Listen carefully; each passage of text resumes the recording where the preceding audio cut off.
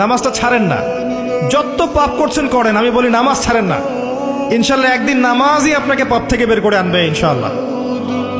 শয়তান আপনাকে হতাশ করতে চাইবে, শয়তান আপনাকে হতাশ করতে চাইবে যে তুই তো গার্লফ্রেন্ডের সাথে কথা বললি, রাতের বেলা পর্ন দেখলি, তুই তো ফ্রি মিক্সিংয়ে আছিস, তুই মাদক দ্রব্য খাচ্ছিস, তুই কাজে ফাঁকি মারিস, তুই ট্যাক্স আদায় করিস নাই, দুর্নীতি করছিস, তুই আবার নামাজ পড়বি কেন? শয়তান আপনাকে এগুলো বোঝাবে কিন্তু যে নামাজ তো আমার সময় পায় না, আমি তো অনেক পাপী মানুষ।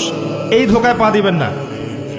আপনি নামাজ কন্টিনিউ করতে থাকেন, ইনশাল্লাহ আল্লাহ পাক আপনাকে পাপ থেকে বের করে আনবেন ইনশাল্লাহ। ওই নামাজটা যদি ছেড়ে দেন তাহলে আর কোনো হাতিয়ার বাকি থাকবে না। আর আপনি যত পাপ করেন না কেন মায়ুস হবেন না, মন ছোট করবেন না। আপনার একটা সেজদা, যে সেজদা আপনি চোখের পানি ঢেলে দিয়েছেন আল্লাহর কাছে যে আল্লাহ আমার ভুলগুলো তুমি মাফ করে দাও, আমার তওবা তুমি কবুল করো, ইনশাল্লাহ দেখবেন ওই একটা সেজদা যদি কবুল হয়ে যায় আল্লাহ পাক আপনার সব গুনাহ মাফ করে দিবেন ইনশাল্লাহ।